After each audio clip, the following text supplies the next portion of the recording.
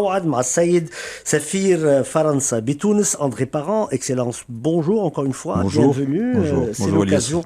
C'est l'occasion de discuter avec vous de sujets qui sont importants pour les Tunisiens et qui sont très importants, notamment cette affaire des visas.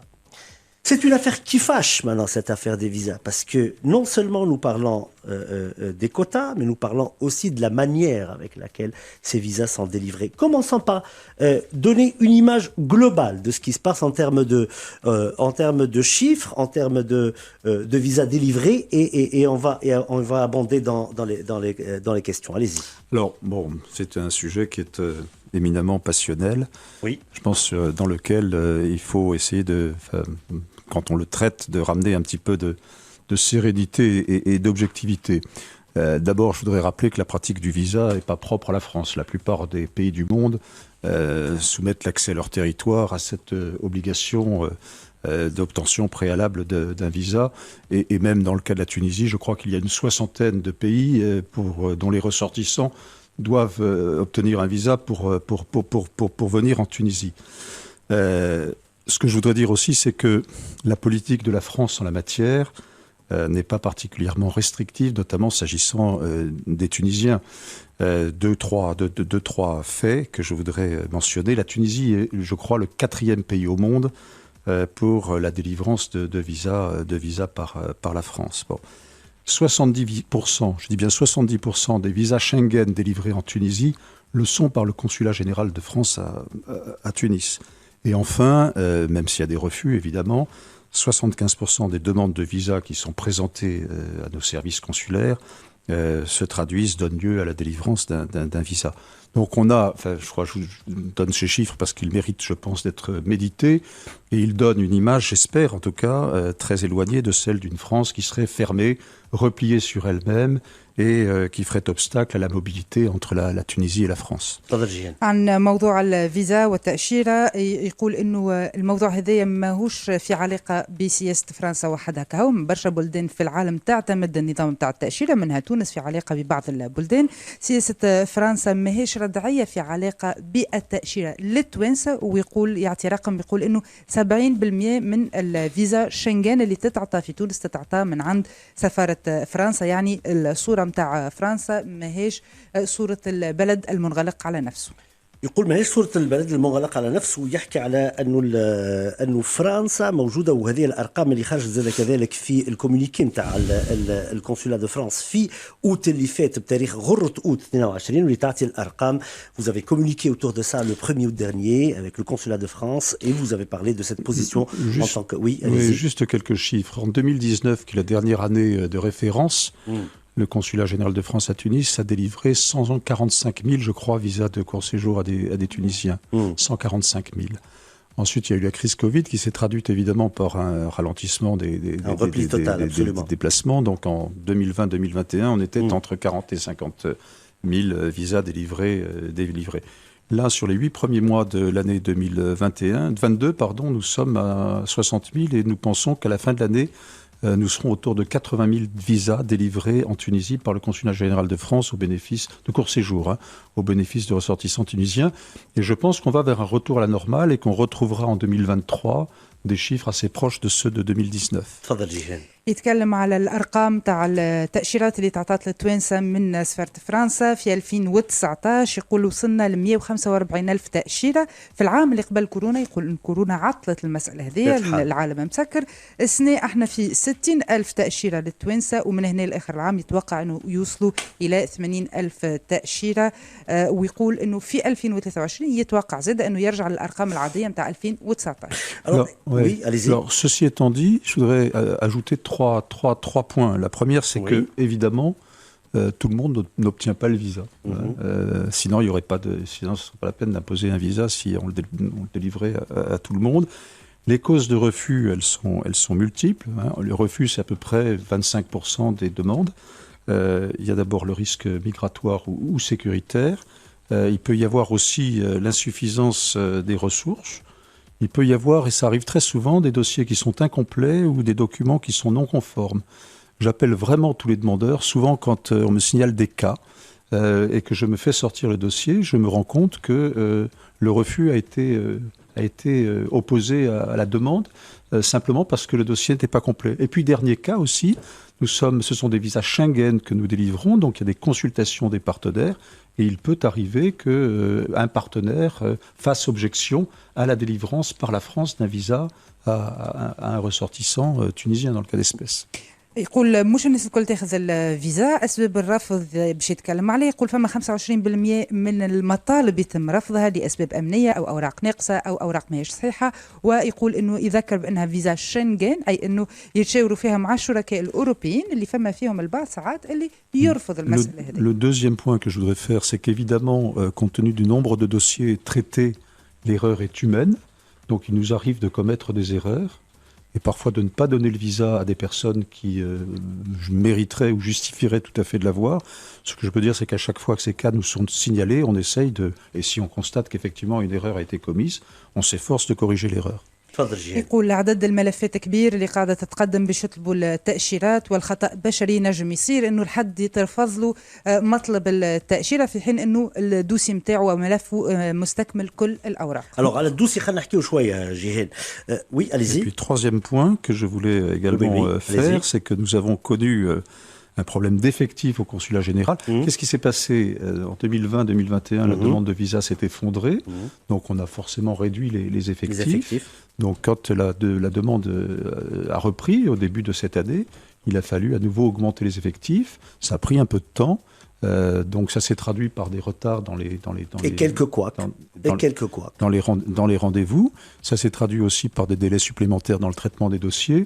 Mais nous sommes en train de remédier à ces problèmes d'effectifs et donc les choses devraient maintenant rentrer dans l'ordre. Voilà. Alors absolument, c'est impeccable. جيهان خليك تجاوب ساعة. كانوا نقصوا في العاملين معناها في علاقة بالدوسيات في العامين اللي فاتوا في علاقة بالكورونا، ما كانوش ينجموا يخدموا الملفات الكل، وحاليا قاعد يتم تفكير في المسألة هذه نتاع الإفكتيف انه يعاودوا يرجعوا للحالة العادية. لكن هات نحكيو على حكم على النوايا جيهان.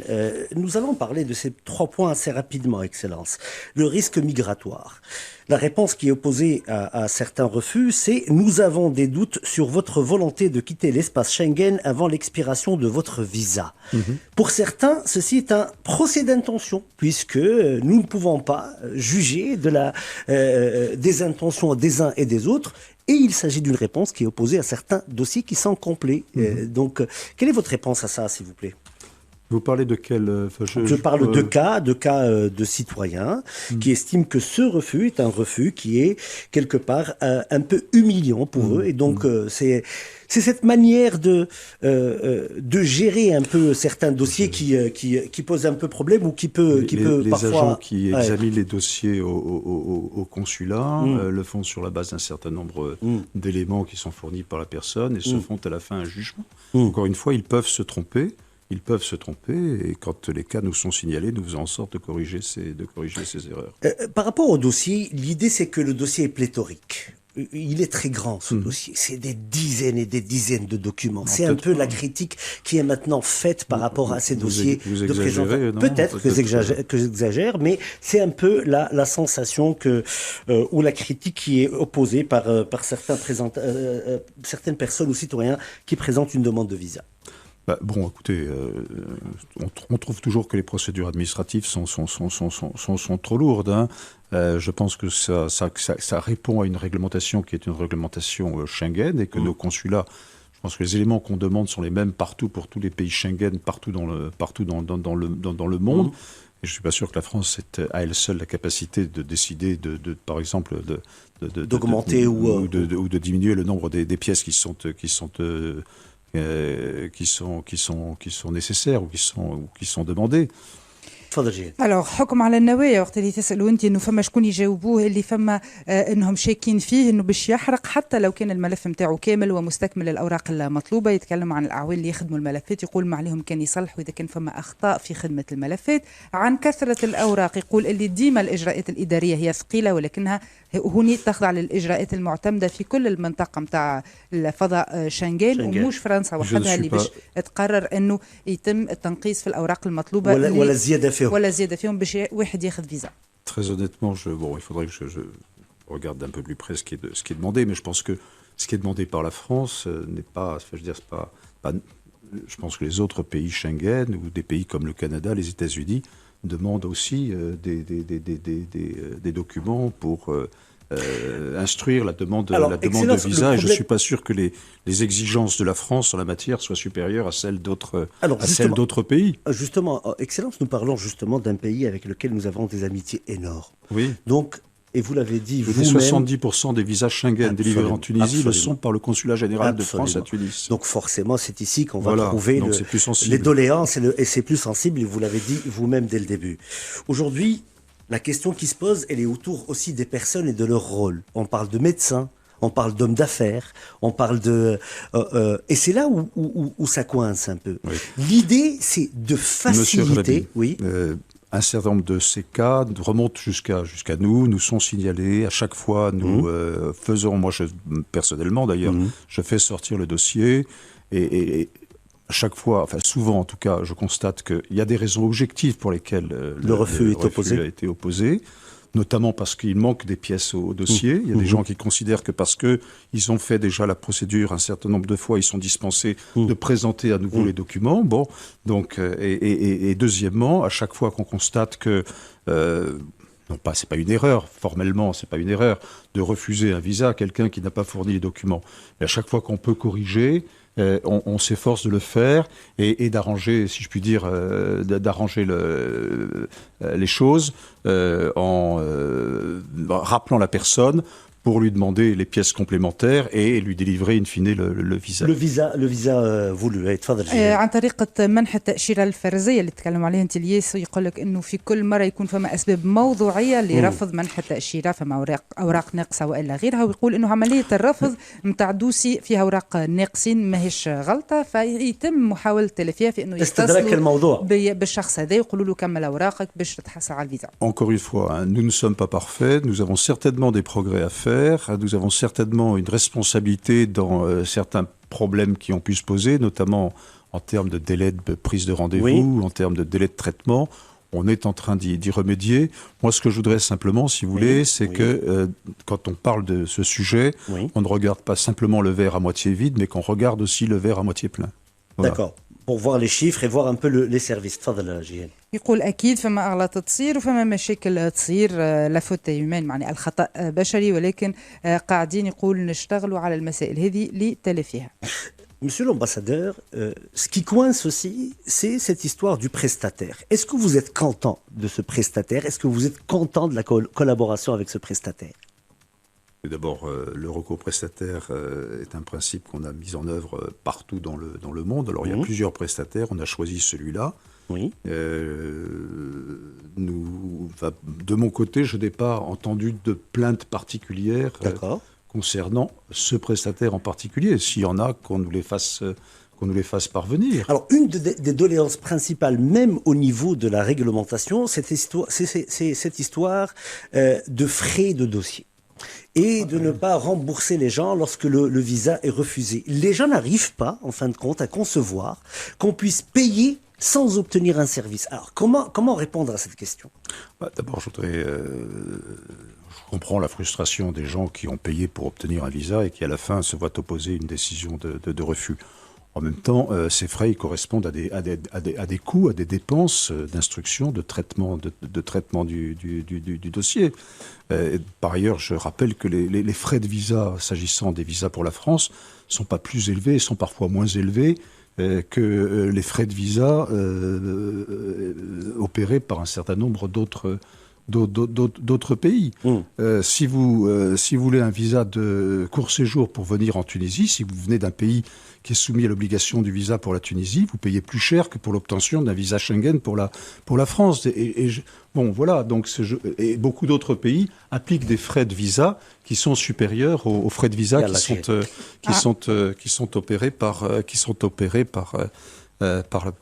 la France. علاش الفلوس اللي يدفعها المواطن باش ياخذ الفيزا نتاعو في يصبها في الدوسي مع الدوسي، علاش ما ترجعش في حاله الرفض؟ يقول هذه المصاريف والمعاليم معموله لدرس الملف قبل ما يتم قبوله او رفضه، يقول فما معاليم اعلى من هكا في العالم.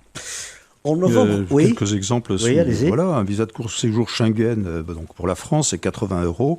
Un visa court séjour pour le Royaume-Uni, c'est 120 €. Un visa court séjour pour les États-Unis, c'est entre 165 et 205 $. Donc voilà, je veux dire, tous les pays appliquent le même principe et appliquent des frais pour le traitement et l'instruction des visas. Et je ne connais pas, si vous avez des exemples, je suis prêt à vous écouter, mais je ne connais pas de pays qui pratiquent le remboursement Ce n'est pas tellement, des les visa. frais, monsieur l'ambassadeur, c'est l'idée de ne pas être remboursé qui est contestée. C'est ça, c'est cette idée-là principalement, de ne pas jouir d'un service ou d'une obtention. C'est la frustration, c'est la somme d'une frustration. Je comprends cette frustration, Absolument. mais j'ai pas de... Voilà.